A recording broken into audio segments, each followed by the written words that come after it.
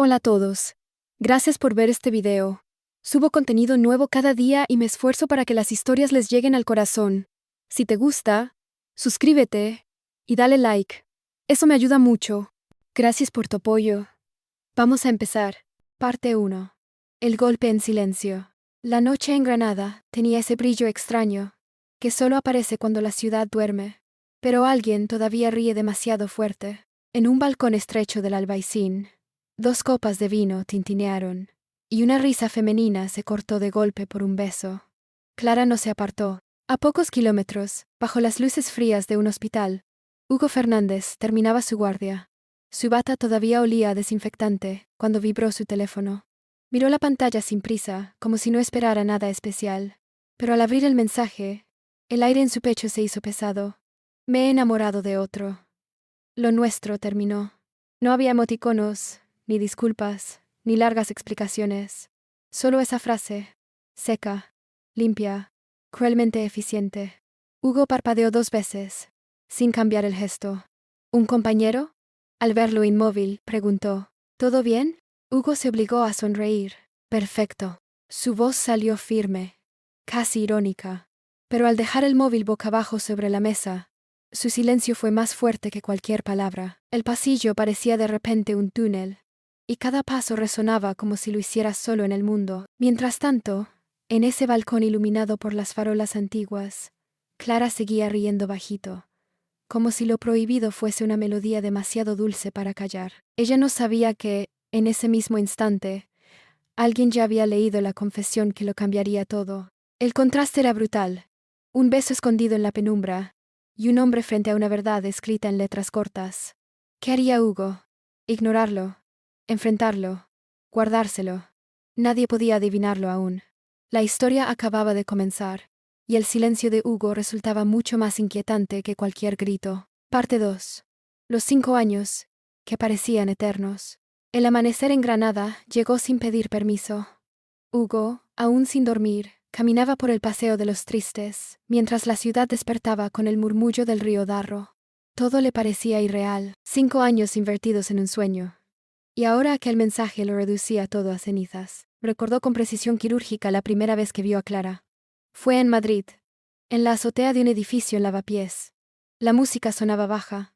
La gente charlaba en grupos dispersos. Ella estaba en un rincón, pintando un retrato improvisado de una amiga, con un bolígrafo azul sobre una servilleta. Lo que le atrapó no fue su belleza inmediata, sino la seguridad con la que dibujaba, como si todo lo demás no existiera. ¿Te importa si lo guardo?, le preguntó él, tomando la servilleta cuando ella terminó. Guárdalo, pero prométeme que no lo perderás. Desde aquel instante, comenzó un camino que Hugo creyó seguro.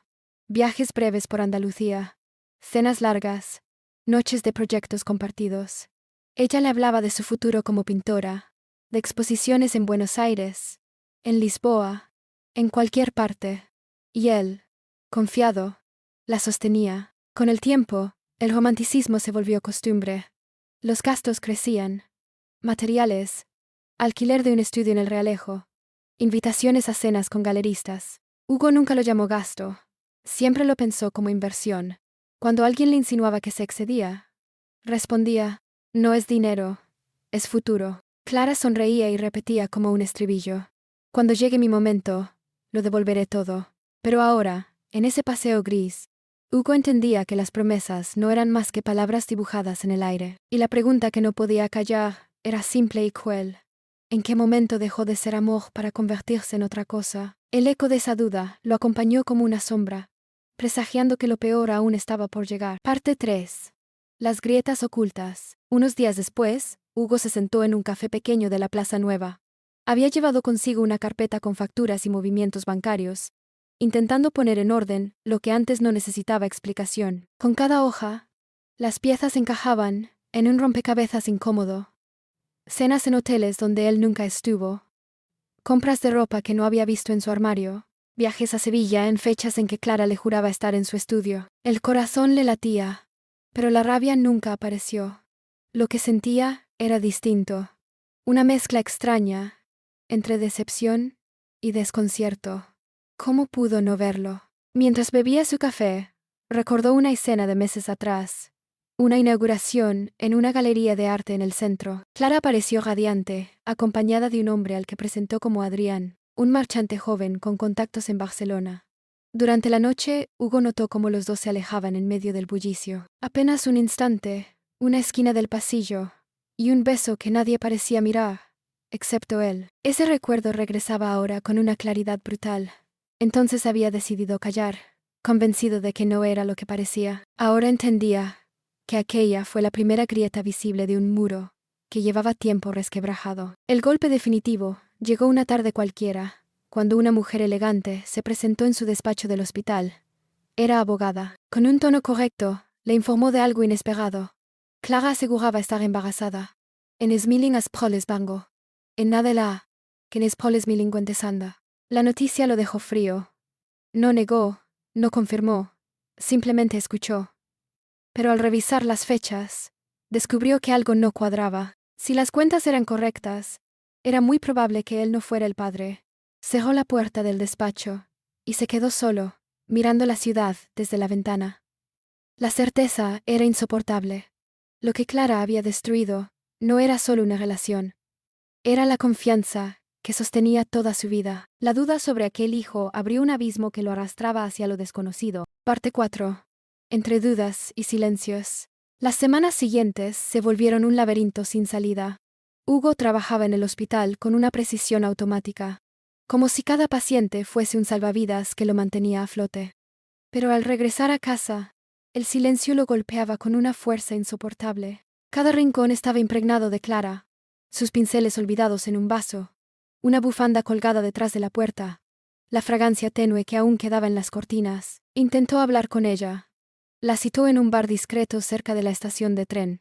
Clara llegó tarde, con esa calma que siempre lo desesperaba. No llevaba el brillo de antes, sino una mirada esquiva, casi defensiva. «Necesito saber la verdad», dijo él, midiendo cada palabra. «¿Qué verdad?», respondió ella, bajando los ojos hacia la taza de té. El diálogo fue una coreografía de evasivas. Ella aseguraba que lo quería, que todo era un malentendido, pero cuando él mencionó las fechas, el supuesto embarazo y las contradicciones, Clara se quedó callada demasiado tiempo. Ese silencio fue más devastador que cualquier confesión. En paralelo, Adrián seguía apareciendo como una sombra. Hugo lo veía en fotografías de eventos, siempre cerca de Clara.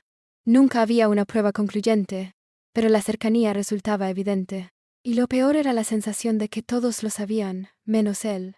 Una tarde, mientras caminaba por la carrera del Darro, un colega del hospital lo alcanzó, y sin malicia, le comentó: «Dudereste, dudereste, dudereste, es malicia, dudereste, dudereste, dudereste, dudereste, dudereste, dudereste, dudereste, dudereste, dudereste, dudereste, dudereste, dudereste». Vi a tu chica en una exposición en Sevilla. Estaba con un tal Adrián. Parecían inseparables. Hugo no contestó, solo asintió y siguió caminando, como si no hubiera oído nada. Pero por dentro, cada palabra se clavaba. El mundo se iba estrechando a su alrededor, y con cada día crecía la certeza de que su vida no volvería a ser la misma. Algo se avecinaba, aunque él aún no sabía qué forma tendría. Parte 5. La decisión inevitable. El calor del verano sevillano caía como un peso sobre los hombros de Hugo. Había viajado hasta allí, siguiendo un presentimiento, no una certeza. Sabía que Clara exponía en una galería del barrio de Triana, un evento que se anunciaba en redes sociales con entusiasmo. La sala estaba llena de luces blancas, copas de vino y conversaciones superficiales. Hugo se movía entre los cuadros, con la esperanza absurda de encontrar alguna respuesta en los trazos, y entonces la vio. Clara, riendo, con un vestido rojo, que parecía desafiar el mundo. A su lado, Adrián, demasiado cerca, demasiado cómodo. El corazón de Hugo no explotó en ira, sino en una calma extraña, como si todo se hubiera resuelto de antemano. Observó cómo los dos desaparecían entre la multitud hacia un pasillo lateral. No necesitaba más pruebas, ya lo sabía todo. Clara lo vio de lejos, y por un segundo su sonrisa se congeló. No se acercó. Fingió no reconocerlo. Esa indiferencia fue el golpe más fuerte que Hugo había recibido en su vida. Esa noche, en el hotel, Abrió su maleta y encontró la servilleta con el primer dibujo que Clara le regaló en Madrid. La sostuvo entre las manos durante un largo rato, y luego la dobló con cuidado, como si guardar un recuerdo intacto fuera lo único que podía hacer. Al día siguiente, redactó un mensaje corto y definitivo. No más. Te deseo suerte, pero aquí termina mi camino contigo. Imenne. No hubo respuesta inmediata, solo silencio.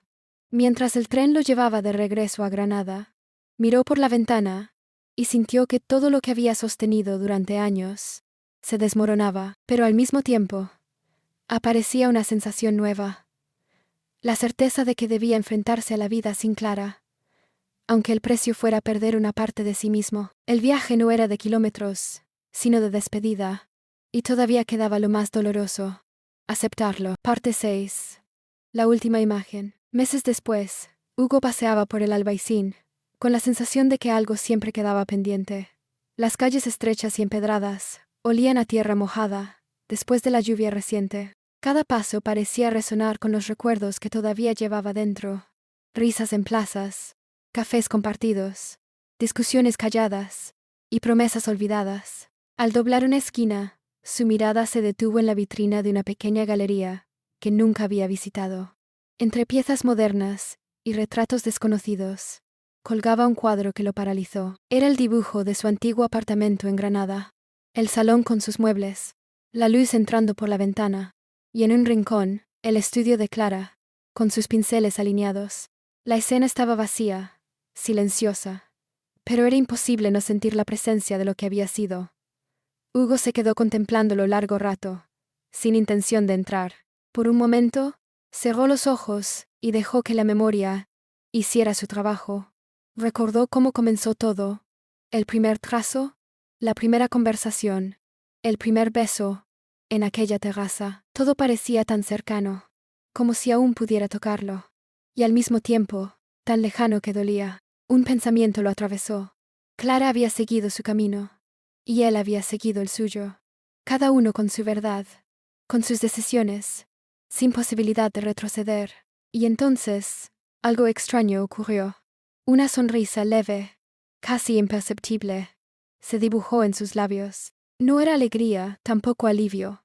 Era reconocimiento de que, a pesar de todo, había sobrevivido a la tormenta emocional y que todavía podía seguir construyendo su vida.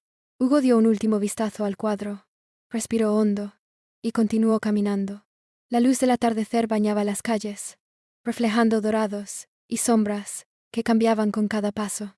En ese instante, entendió que algunas pérdidas dejan espacio para algo inesperado, un respiro de libertad, un hueco para nuevas historias. Y mientras se alejaba, el reflejo de su figura en la vitrina se mezclaba con la pintura, como si el pasado y el presente se encontraran, y por un instante, todo encajara en perfecta armonía silenciosa. Fin de la historia.